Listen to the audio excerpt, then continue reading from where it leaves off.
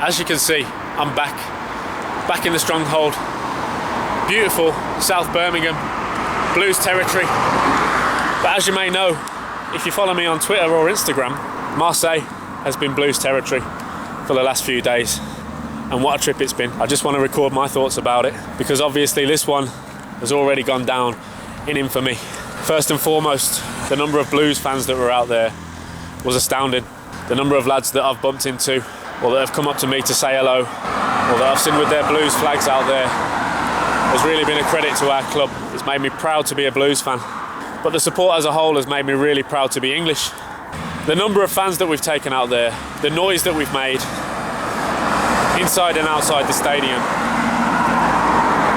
was nothing short of breathtaking. An amazing atmosphere, brilliant support, and people that have done our great nation proud with their pride and passion, with their belief and optimism, with their good humour, with the time and money they've put into travelling to support our country. And yet I'm seeing a lot of negativity about our fans in the media and on Facebook. I'm seeing ridiculous statuses from people who don't know any better, talking about how the England fans should be left in France, don't bring them back. They bring shame on our country. And I'm seeing tweets from people who should know better, quite frankly. Gary Lineker, supposedly a proper football man, sent out a couple of tweets, and they were that ridiculous I need to read them out. Lineker says, "What is wrong with these people? An absolute embarrassment to the country." He goes on, "You can talk about police provocation or other fans causing trouble, but it only seems to happen where the English go." Well, Gary, let me tell you, what I saw out there was nothing but good-natured England fans having a sing-song in the sunshine, getting pounced on and attacked by a combination of local Marseille ultras and Russians who, quite frankly, I would not describe as hooligans, but soldiers, MMA fighters, coming in with their flying kicks. And worse, coming in with their tools, their knives, looking to stab English people, looking to steal from English people. For the first 2 nights it was a case of dodging glass bottles that were thrown from the locals. People looking for nothing more than a scalp against the English. And yet Lineker will put out a picture of England fans sticking up for themselves and equate it to us going abroad and tarnishing our country's name again. I don't think that's fair. The Russians are claiming this as a big victory. Personally, I think it's an embarrassment to Russia that they've behaved this way. You know, what the Russian fans did there was cowardly. Hey up, I've got someone asking me for money here.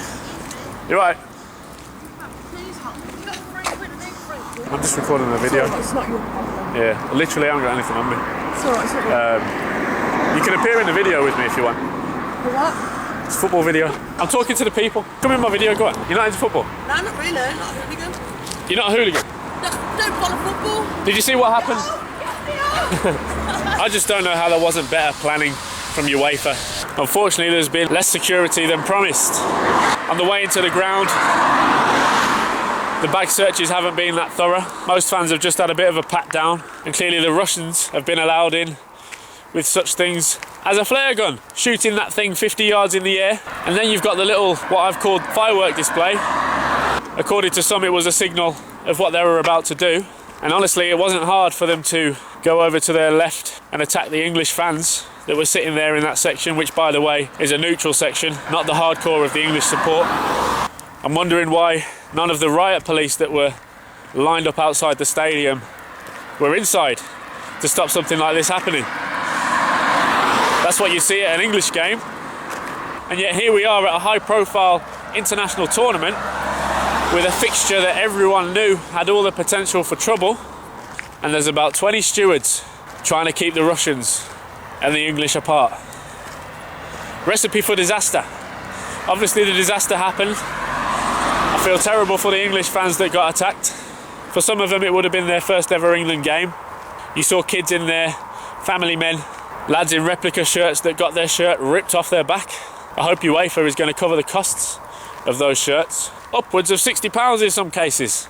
Although I'll be honest, I do like these Nike shirts. They're high quality, they feel good. And I like the little blue bits on the sleeve and collar area. We know not every England fan is an angel, but the worst crime I saw from England fans there was antisocial behaviour. Meanwhile, the Russians have been guilty of a coordinated attack.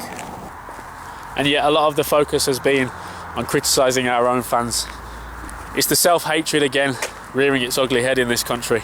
And it's a shame, because we're a great nation. Just being in France and experiencing how poor the policing was there, how little different groups of society there get along with each other, how grotty Marseille was as a city. Seeing all of that made me really proud to be English. And yet there's a lot of people feeling shame because they've seen a couple of images in the newspapers of England fans being disorderly. The vast majority of fans out there supporting our country did our country proud. It was an honour to be amongst them. And we were all there together as one. The celebration when that free kick went in was honestly one of the best moments I've ever experienced at a football match, because it had become quite a frustrating one. We were starting to lose belief. We were wondering, where's Vardy? We need a goal. Suddenly a moment of magic gives us that 1-0 lead. And as you'll see in my video, and that support was truly great. I really hope it came off on the TV broadcast for people at home, because the noise level was amazing. And it was truly organic support, the type of support I love, where the fan behaviour reflected what was going on the pitch. It's okay for football fans to get restless when the team isn't performing, and that's what you saw in the lead up to the goal. And that's why the goal was such a relief, such an outburst of emotion. We thought we were never going to break the deadlock at that point. The free kick hits the back of the net and it's pure bedlam. It's limbs everywhere. It's pure, unadulterated joy, and it's beautiful. It's what makes football the best spectator sport in the world. It's what makes me do the videos that I do, to showcase great support, because I don't think there's anything like it. I don't think there's any experience like being there. And everyone that was there for that Eric Dyer goal will remember it. Meanwhile, the Russians have not only embarrassed themselves by attacking women and children in the neutral section, while the 7 Millwall fans living large in their own section, they've also failed to make any noise for 90% of the match. The only things of note I remember from them was unveiling this massive flag before the match. God knows what it said on the flag, but it was very big. It was all very Crystal Palace, really. But at least the Palace lot do make noise during the game. These lot were deadly silent. You could hear a pin drop in their end, I'm sure. It was all England in terms of support, and yeah, we had bigger numbers. But you'd have expected the Russians, with a good, 10,000-15,000 there, to create the classic kind of away day atmosphere where you relish the fact that you're outnumbered and you make more noise than the home team.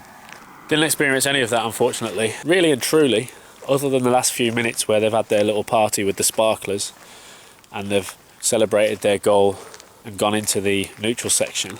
Other than that, you wouldn't know they were there. Very, very disappointing support. If I was a Russian player, I'd be embarrassed on all fronts. If I was an England player, I'd be absolutely inspired by the England fans, by the singing of the national anthem before the game. Absolutely pitch perfect, deafening in volume. By the way they cheered them off at the end of the first half despite a disappointing scoreline. By the way they partied at half time as if we were up 5-0. By the way they celebrated the goal as if their lives depended on it. And by the way that we continue to show we are the greatest fans in football. It's just a shame that we let in that late equaliser. Overall, I wouldn't let it dampen our spirits too much because I thought we were by far the better team. And on another day, we'd have won that game 4-0. But that's the way football goes, especially knockout tournament football. I'm a big believer in the fact that the best team doesn't always win these games. So you need a little bit of luck along the way. It's still early. We may get that bit of luck. We've got the talent. Let's look forward Let's be proud of who we are in this country. Let's be proud of our football fans. Let's stop bashing them on Twitter without knowing the full context. Locals and Russians were far more guilty of disorder than the English, even though the English had far more supporters there. Must have been at least 40,000 of us in Marseille. And it's 40,000 that have created a great atmosphere and have held their heads up high, even though many of them have been victims to disgusting crimes. Many of them have had their flags stolen, and that really makes me sad. Imagine the feeling of taking a flag out there that you've spent upwards of £200 on, and it's been ripped down for no reason, when all you've been doing is standing around having a drink with your mates. What a shame. Thankfully, in this day and age, the truth is documented by the people on social media, YouTube, with their phone videos, their photos, and their reports on the incidents that have happened. And based off these bits of fan footage and accounts, there's been some really good reporting in the traditional media, including by our very own Brian Dick in the Birmingham Mail, who came out with an enlightening article today quoting Blues fans, including myself, on the troubles that England fans faced. And hopefully this video helps shine a little bit more light on the situation. At the very least, I've got my thoughts out there, and I know that the fans that I met in France will agree with what I've said. Some great fans out there, the likes of Aidan Peaty, a Blues fan who follows club and country religiously. He got caught up in the trouble as well. Fortunately, we got home safe. I appreciate all the messages on Twitter, Facebook and Instagram. People worrying about me out there. It's all right, I'm back in one piece. And it's on to the next one. I'm lucky enough to have a ticket for the Slovakia game, so I'm really looking forward to that one. Hoping to be a part of another classic, memorable England crowd. These are the moments that I live for as a football fan, as a sports fan.